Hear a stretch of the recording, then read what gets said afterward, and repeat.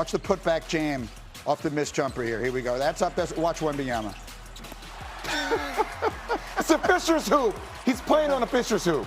That's what we're doing here. One more for you, and stay with this play. Fourth quarter, Spurs are up by 10. All right, on one end, Wembanyama, that's a block. Well, stay with it. Stay with it. Run the floor. Call it for in the open court. Reward Pass, the big man. Throw it at the rim. Wow. 22 points, 14 rebounds, 2 blocks. Victor Wembanyama, Spurs win it by 10. He may be the most watchable athlete in sports right now. If he's not the most, he's up there. Spurs pick up their third double-digit win over the Thunder this year, more than the rest of the NBA has combined. Spurs have won 4 of their 5 matchups against them this year. Worth noting. Have you seen it in person? Yeah. Have you seen him play in person yet? No. You think it's something watching him on TV? See it in person. Tell me. It's like watching an alien play. You thought Kevin Durant was different. You thought Yao Ming was different. This is Yao Ming times 2, moving on the perimeter and handling the ball like Kevin Durant. He is ridiculous. He is the most entertaining person to do highlights. I sit here and do highlights every morning. There's no one I enjoy doing the highlights of more than Victor Wembanyama. What I was saying there, Windman, quickly is, you know, the Thunder were playing without all their stars last night. So you don't want to make too big a deal out of this. But the question does remain, because the Spurs have played them tough. But they're so young. Is San Antonio, in your mind, the biggest threat to OKC in the West? They're a threat for sure. It's going to be hard to get through 3 series, whatever pathway you have. I think Denver is more built out and ready to compete at that level. They took them to 7 games last year. Denver's also banged up. But the Spurs are not active at this trade deadline. They could have made a move or two to increase their chances to win the West this year. They are playing the long game, and with a player as young as Victor, I kind of get it. What do you think? Nikola Jokic obviously going to be there. Jamal Murray, Aaron Gordon, what's going to happen with that is a really big thing with his hamstring. Yeah. But I will say young legs favor the young and favor the youth. And I think that the Spurs are the team knocking on the door. Obviously, they're 3-1 against OKC this year. I don't really care about the regular season, but I do believe their depth and their size and their length is going to have them best positioned to contend for a world title this season. We'll see if somehow Giannis winds up in the mix in the West this year. It doesn't appear that it's headed in that direction. The other thing I wanted to get to here this morning is the Mavericks. All right, so we did get a trade yesterday. Dallas agreeing to trade 10-time All-Star Anthony Davis to the Wizards. It's an 8-player blockbuster kind of deal. In return, Dallas gets 2 first-round draft picks and 3 second-rounders. Anthony Davis, of course, was the centerpiece of the return in the controversial Luka Doncic trade that just had its 1-year anniversary a couple of days ago. So in the end, he appears in just 29 games for the Mavericks due to a variety of injuries. And we're able to now show you the full return for Luka Doncic. The trade is now kind of official. The Mavericks end up with 5 players and 6 picks, including 3 first-round draft picks. So, Jay Will, people will wake up this morning and they will say, wow, that Dallas got absolutely nothing out of Anthony Davis. Does the trade look even worse than before? Well, on paper, it looks horrible, but thank God we don't live our lives on the surface here, Greeny. You just got to do some research on it. So right now, look, you got to be able to compartmentalize those 2 things, right? Luka trade was one thing, and now there's a whole story on the Luka trade with a guy like Nico Harrison. This is a separate situation, and if you're not in a situation where you're going to win now, with a guy like Anthony Davis has played 29 games in 2 years, 83 games overall, you get the most assets in return to build around a generational asset in Cooper Flag. That's what the Spurs are doing right now. They're saying, hey, we're buying into the next level. Cooper Flag can carry the flag for our team moving into the future. Now we're focused on building around him with young assets. I like the move of trading Anthony Davis. Windy, Cooper Flag.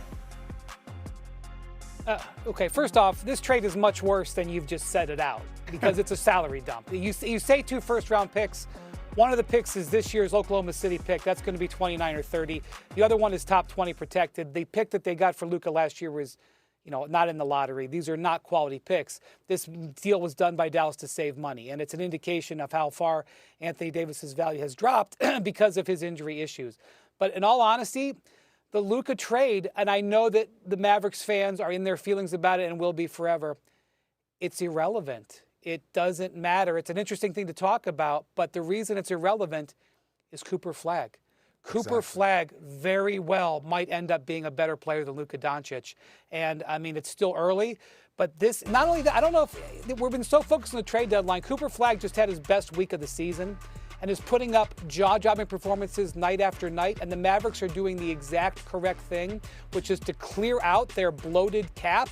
They saved tens of millions of dollars in this. They cleared out players that they can now add to around Cooper Flag, and frankly, they should lose every game the rest of the season because Dallas doesn't control their draft after this year. So now they're going to have their pick, try to get it as high as possible, use the 30th pick in the draft, which whatever, I don't know what you're going to get with it, and wait for Cooper Flag to develop into what I think is going to be a generational player.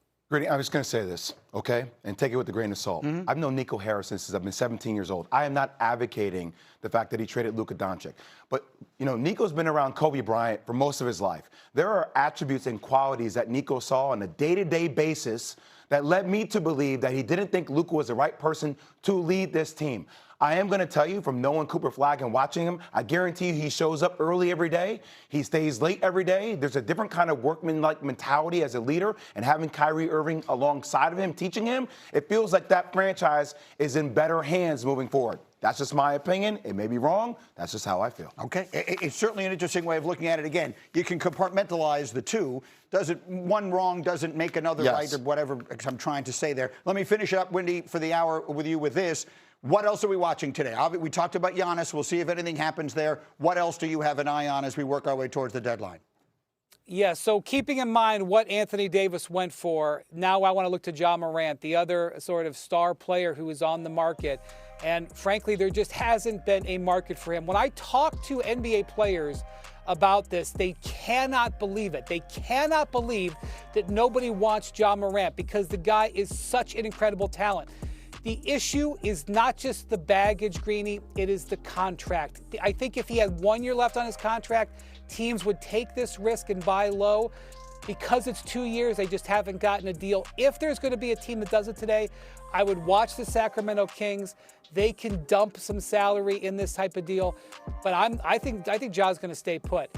The other player I want to point out, and this is not going to be a blockbuster, but when the Clippers traded James Harden, they started getting serious taking bids on Ivica Zubac. Zubac is one of the best defensive centers in the league. If you'd have told me this guy would have been on the market 2 months ago, I would have said, stop talking to me. This is a player who can really help a competitive team. He may not go to a competitive team. He may go to a team that's rebuilding, but I suspect he's going to go for multiple draft picks. If he gets traded today, he is going to get traded for more than Anthony Davis got traded for. And he's going to get traded for more than Ja Morant would have been traded for. And that's just sort of the state of the league right now. Brian Windhorst, always with the very latest. Good man. We'll check back with you as we continue. In the meantime, I need to flash back to something that happened yesterday on this show because I'm hoping that Jay Williams is going to be on my side on this. All right, so we had the news that Lindsey Vonn plans to compete in the Olympics with a ruptured ACL. I put together a green list of the gutsiest performances in championship history, and this is how that went. Right off the top, show me Michael Jordan's flu game. Jeff Saturday, don't you dare speak blasphemy about Michael Jordan scoring 38 of the Bulls' 90 points in a 2-point win in the NBA Finals with massive food poisoning. This is so dirty that you do this to me because obviously Jordan is a Tar Heel and one of my favorites, and I love him. How are you going to compare a dude who's sick, who's got a little tummy ache, to an ACL being ruptured and the girl going down a mountain at 70 miles an hour, bro? Jeff, a dude that needs an IV. Yeah, he's dehydrated. He's going to get dehydrated, and he's comparing Michael, if you're up watching at the Grove this morning, I apologize for these jokers over here. I heard about this all day yesterday. We were blaspheming the flu game. It's the most famous game, one of the most famous games in sports history. These jokers over here are the flu game. Jeff, it's the flu, cigar, and scotch game. Too, okay?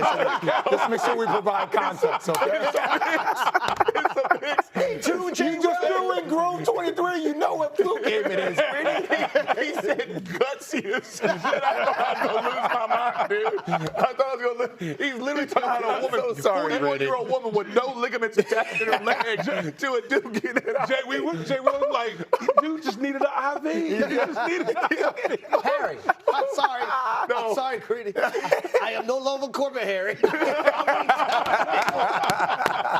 I'm sorry. I'm sorry. Until the end of time, when someone is not feeling at their best and they perform well, they will say, "Today was my flu game." Everyone says it. It is synonymous. Everyone who wasn't a player who knows what the real game was. Thank you. That's what I said. I said the reason he could relate because he gets a little sick, he fights through it to come to work, not go play. What kind of performance did Greedy say it was? Gutsiest. The gutsiest performance ever. Top 5. Lindsay out there with no ACL, nothing attached. 100 miles an hour down the hill. No. He had to fight through that flu. I'm so sorry. Usually I'm on your side. I am distancing myself from this figuratively and now literally. I'm just walking away. I'm just not having this. We will not blaspheme. There will be no flu game blasphemy. Complete knee dislocation going 1,000 miles an hour. Flu game. Sitting over here. Sitting over here with Hembo. That's it. Sitting up there with everybody who agrees with him. Coming up, we'll do something else.